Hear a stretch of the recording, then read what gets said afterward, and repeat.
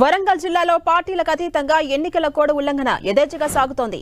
ఎన్నికల ప్రవర్తన నియమావళి పట్టించుకోకుండా రాజకీయ పార్టీల ప్రభలకు అనుమతిచ్చారు పోలీసు ఉన్నతాధికారులు. దీంతో నర్సంపేట వరంగల్ ప్రధాన రహదారిపై 5 గంటల పాటు ట్రాఫిక్ స్తంభించిపై ప్రజలు నరకయాతన అనుభవించారు. ఎన్నికల కోడ్ పట్టించుకోకుండా నేతలు ప్రభల కార్యక్రమంలో పాల్గొన్నారు.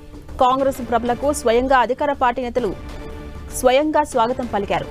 ఎన్నికల కోడ్ అమల్లో ఉన్నప్పటికీ మహబూబాబాద్ కాంగ్రెస్ ఎంపీ అభ్యర్థి బలరాం నాయక్, అధికార పార్టీ ఎమ్మెల్యే దొంతి మాధవరెడ్డి ఈ కార్యక్రమంలో పాల్గొన్నారు.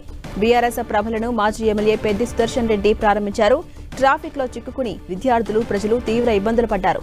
కోడ్ ఉల్లంఘన, ట్రాఫిక్ నియంత్రణపై డీసీపీ సహా పోలీసు యంత్రాంగం చేతులెత్తేసింది.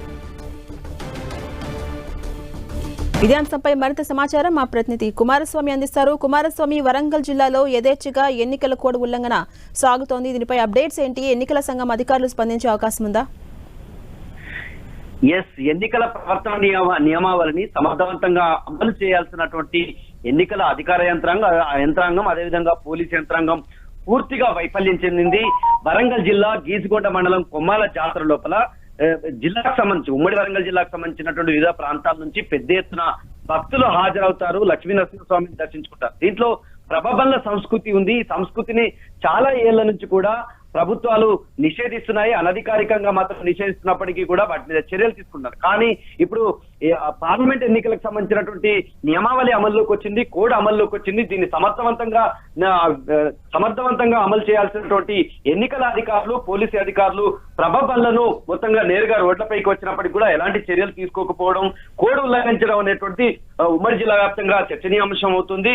కాంగ్రెస్ పార్టీకి సంబంధించినటువంటి ఎంపీ అభ్యర్థిగా ఉన్నటువంటి పోరిక బలరాం నాయక్, అదేవిధంగా నర్సంపేట ఎమ్మెల్యేగా ఉన్నటువంటి దొంతి మాధవరెడ్డి, అంటే దాదాపు 15 కిలోమీటర్ల మేర 6 గంటల పాటు రాజకీయ ప్రభబండ్లు మొత్తం వరంగల్ అదేవిధంగా నర్సంపేటకు సంబంధించినటువంటి రహదారి పైన మొత్తం చేరుకోవడంతో మొత్తం ఇక్కడ ఉన్నటువంటి సామాన్యులు, వివిధ విద్యా సంస్థలకు సంబంధించినటువంటి విద్యార్థులు నరక యాతన అనుభవించారు. దీనికి సంబంధించి పోలీసు ఉన్నతాధికారులు, డీసీపీ స్థాయి అధికారి ఉన్నారు, అక్కడ ఏసీపీ స్థాయికి సంబంధించిన అధికారులు, సిఐలు విధులు నిర్వర్తించినప్పటికీ కూడా ఎవరు కూడా ఈ ప్రభబండ్లు ప్రతి బండికి రాజకీయ పార్టీ, ప్రధానంగా కాంగ్రెస్ పార్టీకి సంబంధించినటువంటి జెండాలు, డీజేకి సంబంధించినటువంటి జెండాలు, అదేవిధంగా బీఆర్ఎస్ పార్టీకి సంబంధించినటువంటి జెండాలు, ప్రభబండ్లు మొత్తం రోడ్లపైకి ఒక్కసారిగా రావడం అయినప్పటికీ కూడా అసలు వీటికి అనుమతి ఇవ్వాల్సినటువంటి అవకాశం లేదు.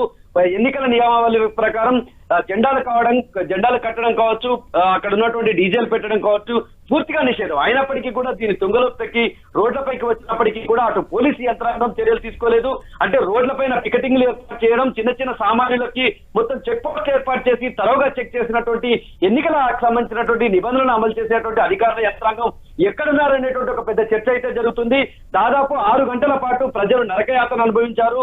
రోడ్లపైకి ప్రభబండ్లు ఒకరికి రావడం, మొత్తం పార్టీ ట్రాఫిక్ ని నియంత్రించాల్సినటువంటి పోలీసు అధికారులు, డీసీపీతో సహా మిగతా పోలీసు అధికారులు పూర్తిగా వైఫల్యం చెందడం అనేటువంటి చర్చనీయాంశం అవుతుంది. ఎన్నికల నియమావళిని పూర్తిగా ఉల్లంఘించినటువంటి పెద్ది సుదర్శన్ రెడ్డి, మాజీ ఎమ్మెల్యే, అదేవిధంగా పోరిక బలరాం నాయక్, మాధవరెడ్డి రాజకీయ పార్టీ నేతలపై ఎలాంటి చర్యలు తీసుకుంటారో వేచి చూడాల్సినటువంటి అవసరం ఉంది.